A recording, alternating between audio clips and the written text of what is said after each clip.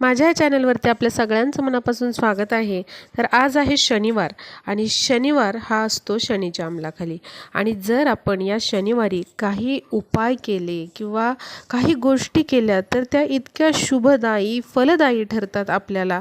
तर या शनिवारी जर या गोष्टी केल्या तर आपल्या मार्गामध्ये येणारे जे अडथळे आहेत किंवा कामांना गती मिळत नाही तर ती किंवा मग त्या कामांना विलंब लागतो। बघा, शनी हा जो ग्रह आहे तोच काय आहे तर विलंब असा मानला जातो किंवा असं शास्त्रामध्ये समजलं जातं। मग जर आपण या शनिवारी या गोष्टी केल्या तर नक्कीच आपली जी अडकलेली कामं आहेत, रखडलेली कामं आहेत ती मार्गी लागतात, त्यामधनं काहीतरी मार्ग आपल्याला दिसू लागतो। तर आपल्याला या शनिवारी अशा गोष्टी करायच्या आहेत। बघा, गोष्टी या फार सोप्या आहेत, खूप साध्या आहेत। काही जणांना तर वाटेल यामध्ये काय आहे, हे केल्यामुळं काय होणार आहे, असं काय आम्हाला वैभव मिळणार आहे, असं काही ऐश्वर्य मिळणार आहे। तर बघा, वैभव मिळणं किंवा ऐश्वर्य मिळणं हे फक्त बसून होत नसतं, तर आपल्याला कष्टाची जोडही लागत असते। तुम्ही कष्ट हे केलेच पाहिजे, खूप कष्ट केले पाहिजे आणि त्याबरोबर अशी आपल्याला धार्मिक गोष्टी करून त्याला जोड द्यायची आहे, आपल्या कष्टाला जोड द्यायची आहे। म्हणजे जे आपण कष्ट करतोय, जे आपण मेहनत करतोय त्याला योग्य दिशा देऊन मिळून आपले जे कष्ट आहेत ते सार्थकी लागतात। त्यामुळे आपल्याला हे उपाय करायचे असतात। आपल्या मार्गामध्ये, आपल्या कार्यामध्ये कोणताच अडथळा येऊ नये म्हणून आपल्याला हे उपाय करायचे असतात। फक्त हे उपाय केले आणि मला भरपूर पैसा मिळेल असं अजिबात नसतं। तर हे उपाय देखील आपण करायचे त्या वारचे आणि कष्टही भरपूर करायचे। कष्ट करायला अजिबात कमी पडायचं नाही। तर लगेचच बघूया शनिवारी हे उपाय कोणते करायचे। सगळ्यात आधी म्हणजे शनिवारच्या दिवशी घराची व्यवस्थित स्वच्छता करायची आहे। बघा, भरपूर सारी अडगळ आपल्या घरामध्ये असते, आपण कितीही नाही म्हणलं तरीही ही अडगळ असतेच आणि नसली जरी अडगळ तरीही तुम्ही काय करायचं आहे, शनिवारच्या दिवशी सगळी जाळी जळमटं जी असतात ती काढायची आहे किंवा भिंतीवरती धूळ बसलेली असते किंवा फर्निचर असतं आपल्या घरामध्ये तर त्याच्यावर देखील धूळ असते, तर ही धूळ आपल्याला शनिवारी न विसरता स्वच्छता करायची आहे। तुम्ही दर शनिवारी अशी स्वच्छता करायची आहे। अजिबात तुम्ही या दिवशी स्वच्छता करायला विसरायचं नाही आहे किंवा सामान असतं काही देवघरामध्ये, तसेच बॉक्स वगैरे पडलेले असतात। बऱ्याच वेळेला आपण वर्किंग असतो त्यामुळे आपल्याला आठवडाभर वेळ मिळत नाही, पण बऱ्याच जणांना सॅटर्डे संडे हा ऑफ असतो, सुट्टी असते, तर जो सॅटरडे आहे तो तुम्ही स्वच्छतेमध्ये घालवा। संडेला जे आपण स्वच्छता करतो ती तुम्ही सॅटर्डेला करा, म्हणजे शनिवारी करा। जे काही बंद पडलेले अप्लायन्सेस आहेत ते तुम्ही काय करा तर ते आपल्याला घराच्या बाहेर काढायचे आहेत। म्हणजे अशा प्रकारे जी निगेटिव्हिटी आहे आपल्या घरामधली ती दूर जाते आणि पॉझिटिव्हिटी प्रवेश करते। बघा, तुम्ही अशी स्वच्छता करून बघा, नक्की पॉझिटिव्ह रिझल्ट्स तुम्हाला दिसतील आणि धनवृद्धीही झालेली तुम्हाला त्याच्यातून दिसेल। त्यामुळे हे खूप महत्त्वाचं आहे, शनिवारच्या दिवशी आपल्याला घराची आपल्या साफसफाई स्वच्छता ही करायचीच आहे।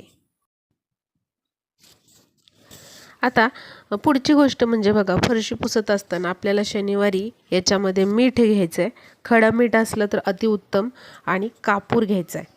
भीमसेन कापूर वापरला तरीही चालेल किंवा साधा वापरला तरी चालेल आणि या पाण्याने आपल्याला फरशी पुसायची आहे। त्याचबरोबर ज्या आपल्या घराच्या बिजागऱ्या असतात, म्हणजे दाराच्या अशा बिजागऱ्या असतात, त्या बिजागऱ्यांमध्ये दर शनिवारी न विसरता तेल घालायचं आहे किंवा ग्रीस असतं ते घातलं तरी चालेल। कारण बऱ्याच वेळेला बघा, दरवाजांना करकर असा आवाज येतो, तर तो करकर आवाज झालेला अजिबात शुभ नसतो। त्यामुळे नकारात्मकता आपल्या घरामध्ये खूप प्रमाणात साठली जाते। तर आपण काय करायचं, अशा दरवाजांच्या बिजागरींमध्ये तेल घालायचं किंवा कढी असते, कढी आपली जी असते घट्ट झालेली असते, तर त्यामध्ये देखील ऑइल सोडायचं। त्यामुळे अतिशय पॉझिटिव्हिटी घरामध्ये पसरते आणि जरी तुमच्या बिजागऱ्यांचा आवाज येत नसेल तरीही दर शनिवारी तुम्ही असं तेल या बिजागऱ्यांमध्ये सोडायचं आहे। त्याचबरोबर असा आपल्याला एखाद्या पणतीमध्ये किंवा मातीच्या भांड्यामध्ये किंवा मग काचेच्या भांड्यामध्ये छोट्याशा वाटीमध्ये असा कापूर घ्यायचा आहे. साधा कापूर घेतला तरी चालेल किंवा मग भीमसेनी कापूर घेतला तरी चालेल. आणि हा कापूर घेऊन तुम्हाला असा घराच्या एखाद्या कोपऱ्यामध्ये हा कापूर ठेवायचा आहे. घराच्या चारही कोपऱ्यांमध्ये जर असा कापूर ठेवला तर खूप उत्तम मानलं जातं. कारण चारही कोपऱ्यांमध्ये जर हा कापूर तुम्ही ठेवला तर त्याची पॉझिटिव्हिटी घरामध्ये सगळ्या उतरते. पण जर शक्य नसेल तर फक्त एका कोणत्याही कोपऱ्यामध्ये ठेवला तरी चालेल. जर कापूर नसेल तर तुम्ही अशा प्रकारे मीठ पण काचेच्या छोट्याशा वाटीमध्ये किंवा मग चिनी मातीच्या भांड्यामध्ये किंवा मग अशा पणतीमध्ये मीठ भरून ठेवलं आणि चारही कोपऱ्यामध्ये घराच्या ठेवलं तर ते अतिशय लाभदायक असतं आणि लक्ष्मी प्राप्तिकारक असतं. त्याचबरोबर पॉझिटिव्हिटी घरामध्ये पसरते. शक्यतो हे जे मीठ आहे किंवा कापूर आहे ते चारही कोपऱ्यामध्ये तुमच्या घराच्या ठेवावं.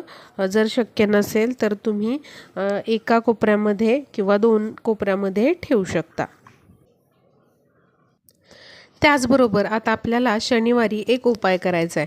बघा काय करायचं आहे, आपल्याला एक दिवा घ्यायचा आहे. मातीचा घ्या किंवा कणकेचा घ्या आणि त्यामध्ये आपल्याला तिळाचं तेल, मोहरीचं तेल किंवा साधं तेल घातलं तरी चालेल.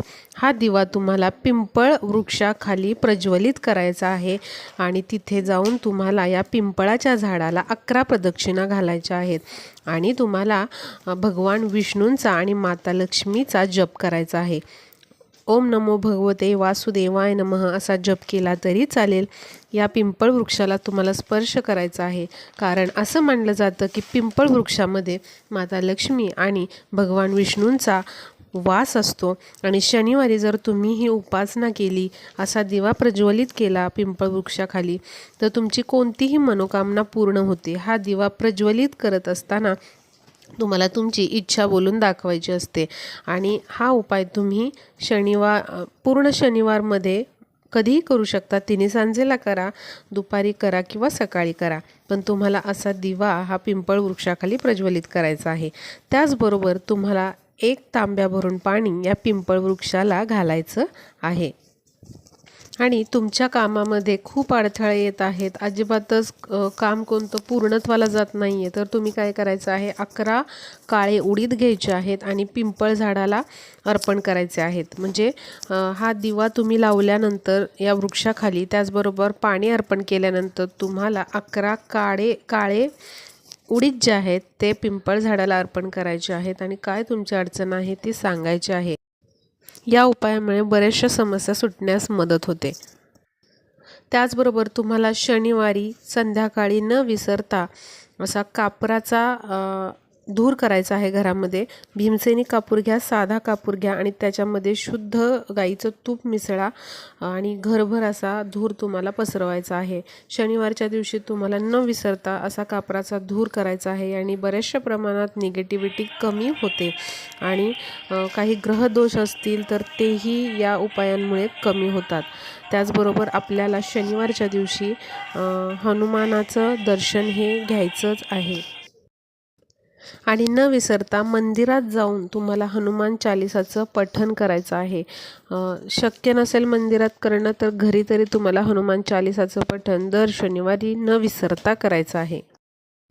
कारण कुठल्याही प्रकारचा ग्रहदोष असू द्या किंवा काही जणांना 7.5 काळ असतो, काहींचे ग्रहमान ठीक नसते, कामामध्ये अडथळे निर्माण होतात, त्यांनी जर असं हनुमान चालिसेचं पठण केलं तर कोणत्याच कार्यामध्ये विघ्न येत नाहीत आणि ही विघ्न आलेले असतील बऱ्याच प्रमाणात ही विघ्न कमी होतात. तुमचे जे कामं आहेत ते सुरळीत होण्यास मदत होते.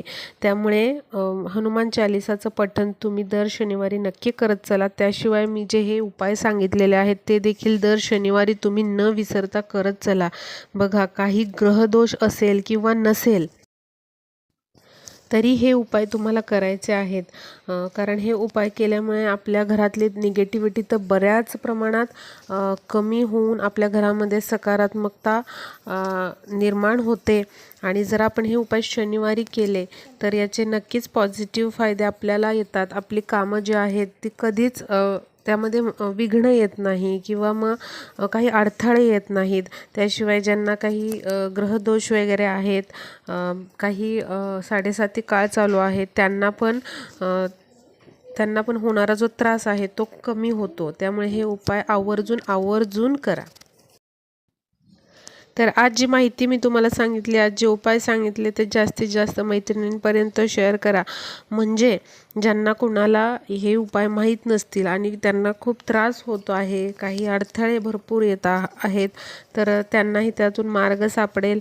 आणि हा व्हिडिओ जो आहे तो भरपूर युजफुल ठरेल, कारण दुसऱ्यांना मदत करण्यामध्येच एक पुण्य केल्याचं समाधान असतं.